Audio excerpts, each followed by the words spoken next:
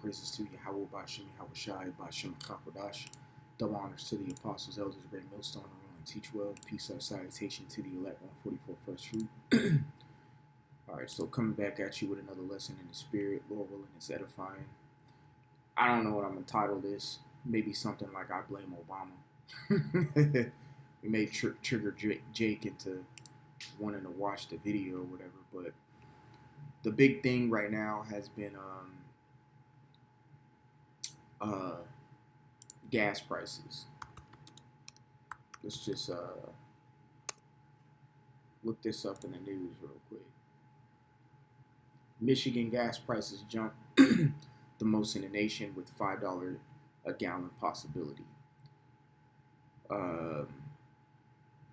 Kansas City area drivers sound off on high gas prices, the Iran war. We all know who to blame. Yeah, that's what we're going to get into here today. Because these people, matter of fact, let's click on this. We'll see about that. It says Cincinnati gas price average tops $4. When will gas prices fall? Probably never, nigga. Oil prices jump again as U.S.-Iran talks appear deadlocked. So the big topic for the last few weeks has been gas, because it's impacted everybody, including me and you, or at least who has motor vehicles. Okay. So going here, it says we all know who to blame. Let's see what it says a little bit. It's my first time seeing this. All right, let's get to the point. It says it's higher, so that means you get less treats for yourself. You have to feed your car instead. Dahlia Smith sounds like a N-dub. All right, so their gas prices are hitting $3.59,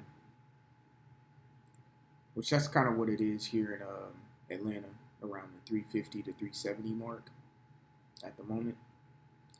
I mean, honestly, they getting $3.59 at Shell. Them niggas is, y'all niggas is complaining in Kansas City. You getting $3.59 at Shell? Shit. Nah, you ain't getting nothing but about $3.70 to $3.80 at Shell in the Atlanta Metroplex area. And of course, what I'm speaking is even worse in other places, like we just read. Michigan is averaging $5 a gallon across the state. So that's pretty crazy. It says I only use it to go where I need to get at this point. Well, yes, that's what the scriptures say. You know, a man shall not enter into the next city, pretty much. Let me see. Y'all know what I'm talking about. Hold on. Let me try to find it.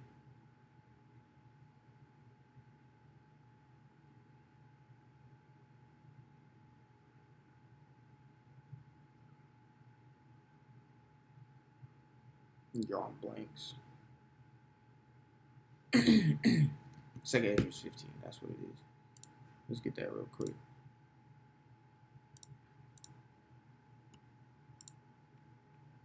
And I'm going to get to the point here in a second, because I got some information I want to go into in this particular lesson.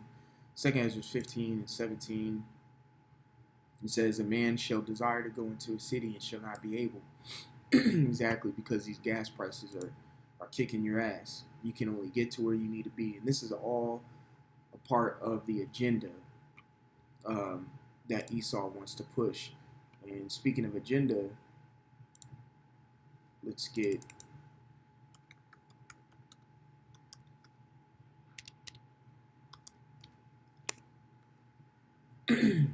Agenda 2030. Well, nah. There's something else I wanted to get.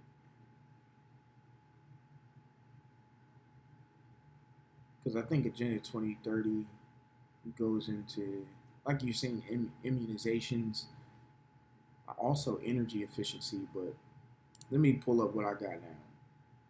So everyone's saying, I know who to blame. They're blaming Trump. But really, you got to take this all the way back to the Obama era. This is the American Recovery and Reinvestment Act of 2009. So pretty much summarize that title because Esau, man, let me get this. Daniel 8 and 25. I love going through this. It says, and through his policy he shall cause craft to prosper in his hand, and he shall magnify himself in his heart, and by peace shall destroy many. He shall also stand up against the prince of princes, but he shall be broken without hand. Let's read that in the NLT. He will be a master of deception and will become arrogant. He will destroy many without warning. He will even take on the prince of princes in battle, but he will be broken, though not by human power. Yeah, because that's what the scripture said. But not by human power, because the Lord is coming. When he says he's coming back, he's not meeting you as a man, Esau. So that's why it says you're not going to be broken by human power. You're going to be broken by a divine entity. That's what you're going to be broken by. But it says the master of deception. And it says what? Will destroy many without warning. Yes, many do not pay attention to the legislations that he puts out. All right, when you go back to the word, you got the word policy here. It goes into government. All right, it goes into government, and he causes his craft or deceptions to prosper in the government because he has the knowledge of the government. All right, so a quick summary of the title: American Recovery and Reinvestment Act was pretty much a stimulus 2009. Simply put as that. Now, when you do like a control find, or I'm on a Mac, you can do Command F. You type in electric vehicle here, and you scroll down. So this is an act that Obama signed. Okay, this is an act that Obama signed here. All right, and in that specific act, there was of course a lot of things that went on, that were said in there, but there were plans for in heavily supported of EVs or electric vehicles. So pretty much, as you see here, I got the plug-in electric vehicles. There was tax incentives included for the plug-in vehicles. Also, he sent billions, if not millions, for research on electric vehicles. So pretty much this bill includes billions of dollars for EV research and battery development. Matter of fact, let's do that. Yep. So energy, it says Senate $40 billion to energy efficiency and renewable energy programs, including $2.9 billion to weatherized modest income homes, $4.6 billion for fossil fuel research and development, $6.4 billion to clean up nuclear weapons production sites, $11 billion toward a smart electricity grid to reduce waste. This is where smart cities are now popping up. This was an act in 2009. And we're going to take it even further fucking back because it's not just Obama. Obama is the one who really acted on it and put money towards it. And then you have Trump here today executing the plan. Okay? It says $8.5 billion to subsidize loans for renewable energy projects and $2 billion for advanced battery systems. That includes housing, cars, everything. Surveillance systems, everything, bro. Every fucking thing. House. $28.4 billion for energy efficient and renewable energy programs, including $6.2 billion to the weatherized homes, $11 billion to fund smart electricity grid. Yes, they're cutting out the fuel so they can bring in smart electricity or renewable energy programs, which will support fully the MOTB, because the MOTB is not going to be ran off of fucking gas. Okay? These politicians want you to get into these EV vehicles, smart homes, things of that nature. Man, matter of fact, let me see if I can find something, because I mentioned smart homes, and I don't know if you ever watched this show, Mr. Robot, but you need to go watch this show. This show is fire. All right, but I'm gonna try to pull up a scene real quick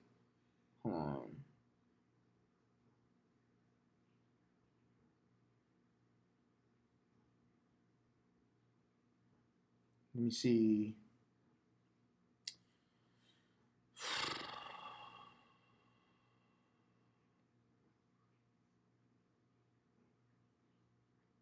If I can find it.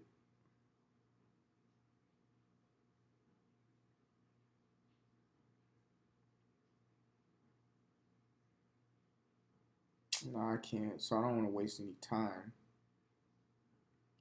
But pretty much there's a scene in here where this one rich politician lady had a smart home, and in this Mr. Robot, they're hackers, okay? And they hacked the whole smart home system and just took it over and moved in, but it was all, pretty much it's all ran by the MOTB. That's why you're seeing what's happening over in the Iran war, the close of the Hormuz. Energy is being, in a sense, attacked, or fuel is being attacked, because most places their energy is ran off of the fuel that comes out of that strait. All right. So anywho, that's a quick synop. I'm getting to the point of what I want to get to, but I'm just using, because there's a lot of other things in this bill and that are mentioned, but I'm getting to the energy aspect of it and why the gas prices are so damn high, because it's an agenda that's been taking place, which I'm gonna mention, or well, I'll mention it right now, but we'll get into it later. This is an agenda that's been taking place all the way back in the 90s, and we're now seeing what you can say the full effect of it, or it actually happening. All right, because there's a lot of legislation that's written that hasn't been executed yet. When you get these presidents in office and they write these executive orders, usually that executive order they write within their term, whether they have a 4-year term or an 8-year term, the next president usually carries out those executive orders. People don't understand that all these presidents that come after each other, from 1 all the way to 47, they're all in cahoots with one another. Simply put, they all are on the same agenda and push the same fucking thing. It just continues to get intensified with the next president going on, so on and so forth. All right. Also, too, if you haven't noticed a trend, when each president comes, the next president is quote unquote worse than the previous. You know. So with that, it took me to the Freedom Act of 2009. Okay, which was pretty much introduced when this stimulus of 2000, pretty much all of this was introduced in the stimulus of 2009.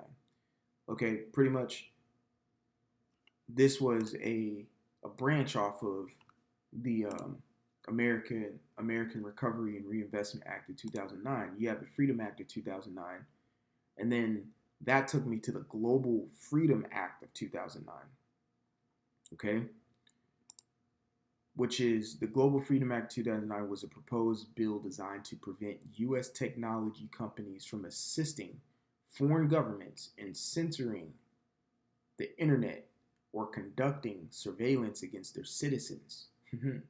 Introduced in May 2009, it aimed to stop American businesses from cooperating with repressive regimens or regimes to restrict online speech and protect human rights. They claim that they're fighting for pretty much freedom of speech, things of this nature. But all of this was an act onto where we are now, where things are being censored. Okay, things are being censored and things of that nature. And that takes us to what the famine of the word. You see what I'm saying? The famine of the word.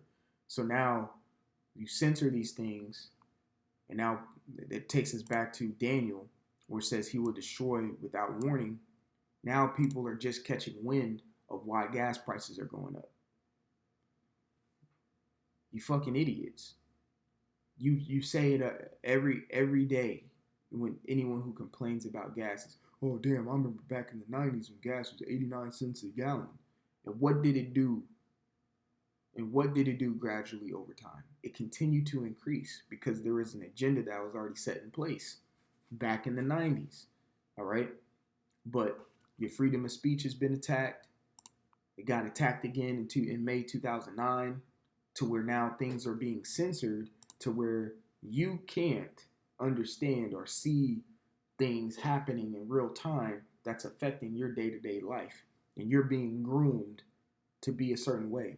Even in this Reinvestment Act of 2009, there's tax credits for people who get electric vehicles. All right, up to almost $7,500. So if you say today you bought a Tesla or something, when you file your taxes next year, there's going to be a hefty tax credit on there because you have a quote unquote environmentally safe vehicle for the world or for the environment, things of that nature. So going back to the point that I made earlier, where people say, "Oh, it's been like this since it used to be 89, 99 cents a gallon in the 90s." Well, let's go to the Energy Policy Act of 1992, and this is when you niggas who you claim the first black president proposed. This was Bill Clinton. Okay, so the Energy Policy Act of 2009, the EPA Act. All right, and that's EPA is like a known fucking thing now. It says signed on October 24th, 1992, is a comprehensive U.S. federal law designed to reduce dependency on imported oil. This shit has started. This has been since the 90s, bro. This taking out fuel and quote unquote fossil fuels and taking out cars running on gas. This has been since the 90s. This is nothing new. We're just in the time where we're feeling the full effects of these legislations that were written years ago. This shit was written, what, 33 years ago? almost 34 years ago. Pushing 3 decades, or it is 3 decades ago, where what we're experiencing now was already written. Again, it says what? He will destroy without warning. Woe unto them that, matter of fact, I'll get that real quick.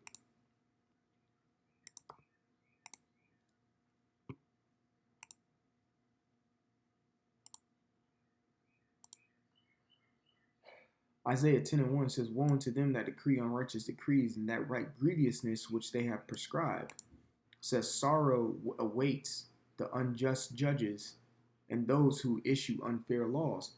God damn it, man. I don't want to say it's unfair, but when you're doing things under people's noses, yes, it's unfair. You get people used to a norm, and then next thing you know, 30 years down the road, you slap them with something so new that it's just weird and it's just hindering people's lives. Yes, that's unrighteous. But gas prices have steadily gone up since the 90s because of this act. All right. It says to reduce dependency on imported oil, enhance energy efficiency, and promote renewable energy. It mandated stricter standards for buildings and appliances, incentivized alternative fuel vehicles, which is EV. Electric vehicles have been talked about since the fucking 50s, bro. It says in restructured electricity markets to encourage competition. All right, so energy efficiency has been the thing. You can read this whole thing on Congress.gov, and you can pull these accounts up or accounts. You can pull these bills up that became law. This is a law. This has been a law for 30 plus years. Okay. For 30 plus years. Then you take it to 2005 when it was President Bush.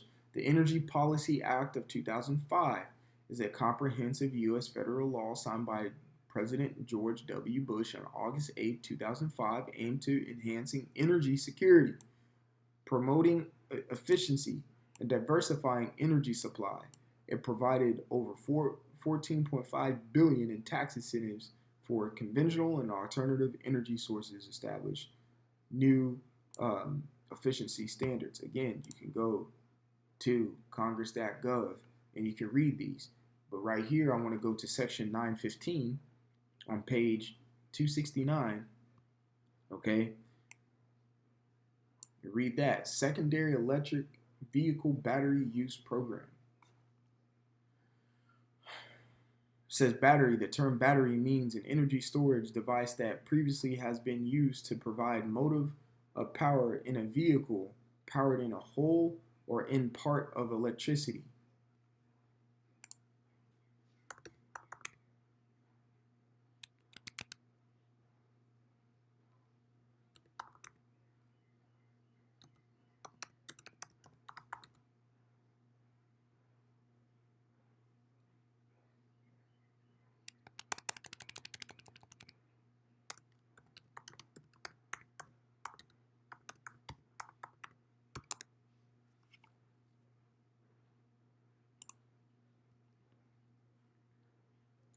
All right.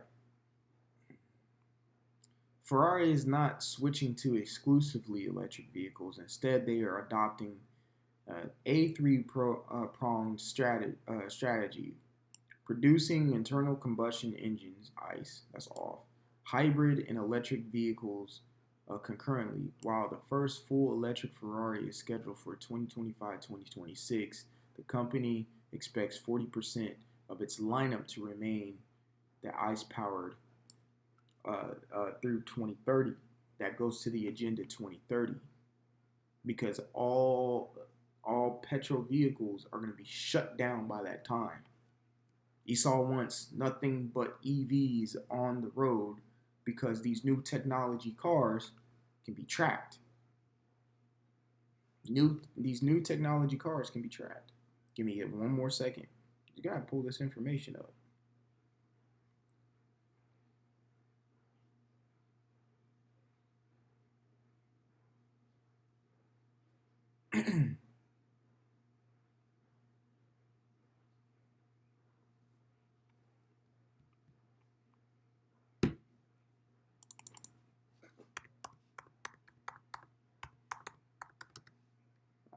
I spelled terribly.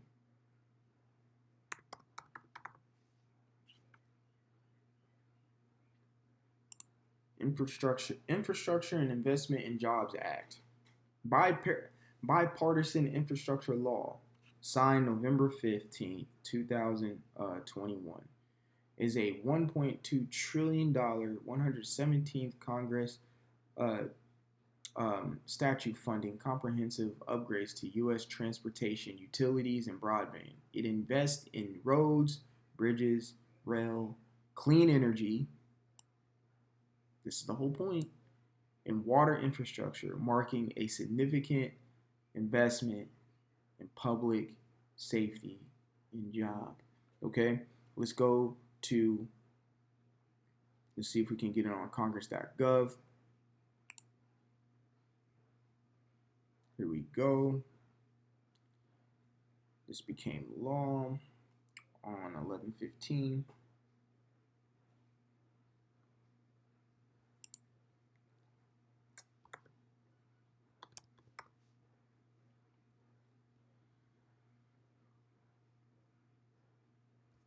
I'm trying to see something here.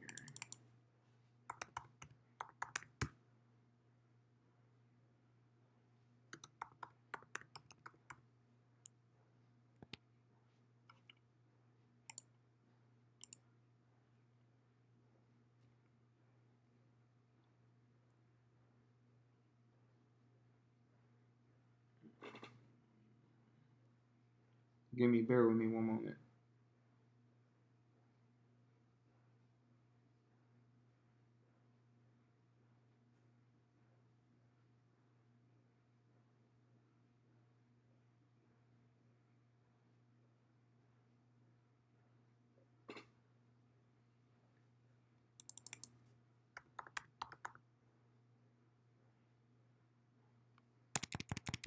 There's something on my phone.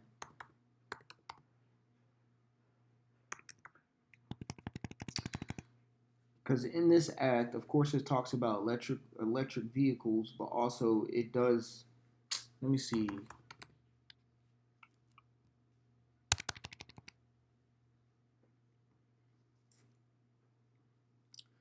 Okay, I can't find it right now. It's fine, but I read a summary pretty much of this particular bill.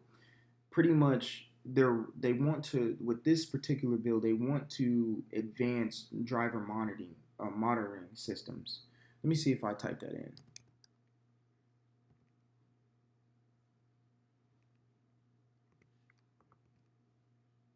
No, it's not gonna be verbatim with it, but it's all good. But pretty much they wanna roll out these systems, and it's aimed to reduce like impaired driving. So they want to cut down on intoxicated drivers, drunk drivers, because a lot of people die yearly due to drunk driving um, instances. But then again, this isn't an attack on your freedoms, quote unquote. Um, when they push these type of legislations out for your security, you see. But these new vehicles, as you can see, they are pushing clean energy, and also they're pushing EVs. It's taking out the petrol. All right, it's taking that out. They're dumping the petrol dollar. They're dumping gas. They're dumping oil, and they're transitioning to renewable energy or electricity, which is going to be a grid, which we read about in these other um, acts, the EPA Act of 1992 in 2005, and then also the American Recovery Reinvestment Act of 2009. These are all acts that are trying to make renewable energy a thing, and then also an electricity grid system. So, meaning these smart cities and smart cars and EVs. This is all a new era to usher in and to back the MOTB, which they're going to push. They can't run this shit off of gas stations anymore. They can't do the MOTB off of gas stations and petrol. It has to be energy, renewable energy, that's electricity, so you can be connected to things, you know? So hopefully this information was good enough. You can continue to look into it because it's a lot. As you can see, I have a lot of tabs open. So Lord willing, it was edifying as well. I want to give all glory, honor, and praises to Yahweh Bashim, Yahweh Shai, Bashim Akakodash. Double honors to the apostles, elders, the great millstone, rule and teach well. Peace of salutation to the elect 144 first fruit. Until the next time, I want to say shalom. Like always, repent for Yahweh Shai is coming back sooner than what me and you believe. All right, shalom.